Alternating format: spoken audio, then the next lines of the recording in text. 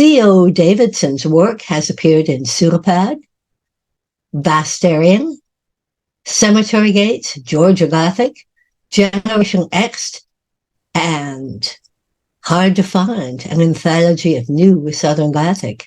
She co-edited Monsters of Film, Fiction, and Fable, and is a member of the Atlanta Horror Writers Association and Broadleaf Writers. C.O., it's yours. I'll be reading a story that is included in this collection, and I also have this book for a giveaway. Elliot sits on the curb, shivering, despite the humid night, an unopened bag of Funyuns clutched in his hands. Blue lights wash over him. 2 county cops stand by their squad cars. Elliot thinks he recognizes one of them.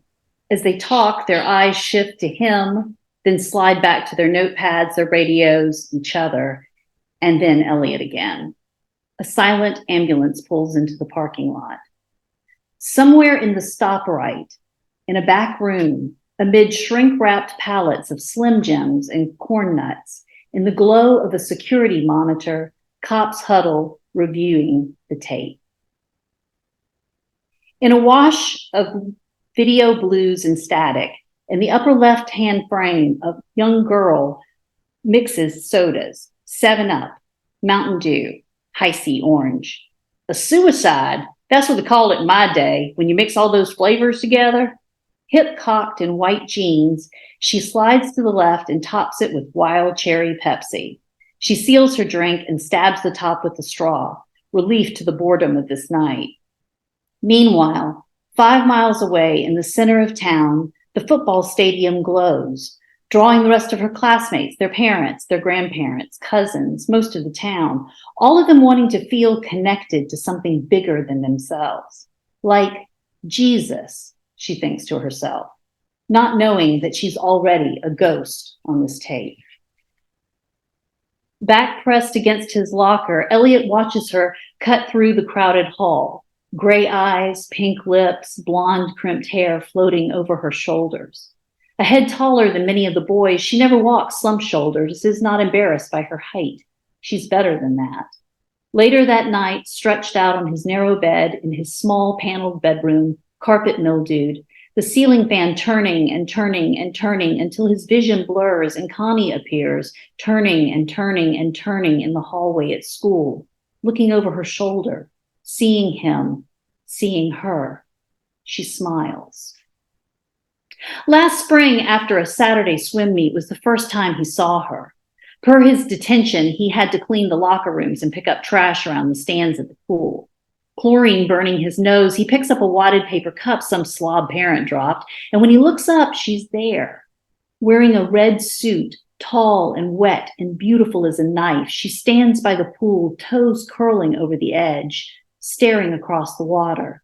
The meet had been over for an hour. Elliot freezes, clutching the metal trash can to his chest. "Finnick," Coach Wexler yells from his office. "Meet's over."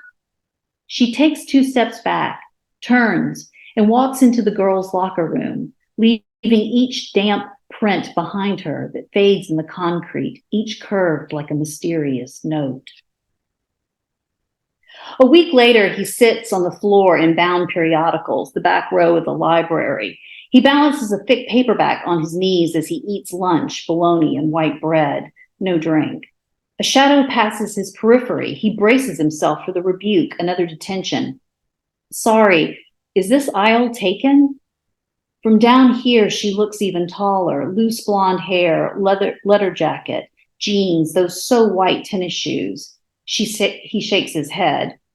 Connie walks down the aisle and sits a few feet from him, her back against the same shelf as his. She unshoulders her backpack and sets it between them.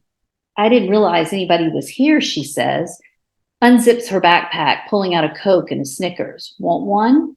She pulls out a second candy bar and holds it out to Elliot. "Price of admission for invading your space?" "Oh, it's okay." "Go on, I take them from work. Perk of the job." Elliot takes the candy bar. Their fingers almost touch. "Thanks. How is it?" "Good," he says after a bite. She laughs. "I mean the book. I love King. Oh, he is good. This is even longer than The Stand." It's about a bunch of kids, right? Probably an asshole father, too. He definitely gets those. Not that my dad is swinging any mallets or anything. My stepdad. Miss Finnick. Mr. Link, the vice principal, blocks the end of the aisle. Backlit by fluorescent light, his dark suit looks cut from tin. Just what do the two of you think you're doing in here? Lunch should be eaten in the cafeteria, not the library. A tutoring session. Miss Sissel says it was okay if we meet in here, sir. Elliot sags against the shelf. Why else would anyone believe Connie Finnick would waste her lunch period with him? Link squints at Elliot, mouth forming a hard line instead of the word he wants to say. Trash. A beat. Bell's in 2 minutes. Get to class. I don't want to catch the two of you eating in here again. Link pivots like a clockwork and leaves them. Connie stands with her Coke and backpack. Another asshole, right? Yeah. We'll see you in class, she says and smiles at him. And this will be the best day of his life. Fast forward. Hey, stop. Center frame, she sits behind the cash register. Sleeves of her leather jacket pushed up, holding open, one-handed, a fat paperback. From its cover, a demonic clown stares up with silver eyes. Her own eyes still on the page, she takes a long pull of her soda from a bent straw. Suddenly she straightens, rolls her eyes, takes a breath, and lets it out slowly. She places the book face down on the counter, looks over toward the door. A man walks into the frame, average height, face turned away from the camera, a bald spot, glasses, dark members-only jacket. She smiles and says, "Oh, wait a minute. What's she saying? Oh, damn, no audio."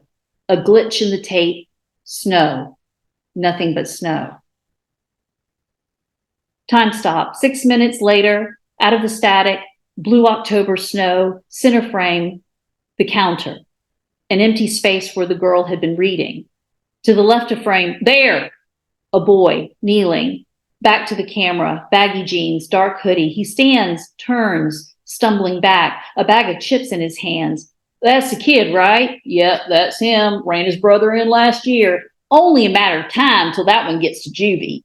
The boy looks up at the camera, pupils blown wide, eyes dark, haunted. "Guilty? Oh, we can stop the tape here." "I said, what were you doing here, boy?" The officer stands with the notebook in his hand, pen gripped like a gun.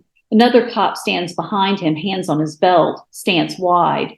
Elliot can't speak. He stares down at the Funyuns in his hands, but they aren't his hands anymore. "Kid, hey kid." There must be proof, Elliot thinks. Security cameras, in the back room, in the glow of the monitors, the security tape. Elliot could play it, hit pause. On Connie, smiling, forever shimmering. Hit rewind, even back to the very beginning, to before she ever walked into work that night, before she ever walked into this job. Then he'd yank out all that black tape, unspool it. So what happened tonight will never happen, even if it means he too will disappear. But he's already gone. Out on the highway, an 18-wheeler roars by, and Elliot feels pulled in its wake, a paper bag waltzing across the bypass, a piece of trash blown across the asphalt into a cornfield, caught up in the tall green leaves, the stars wheeling above. There he will be stuck forever waiting for her ghost. Thank you. Thank you.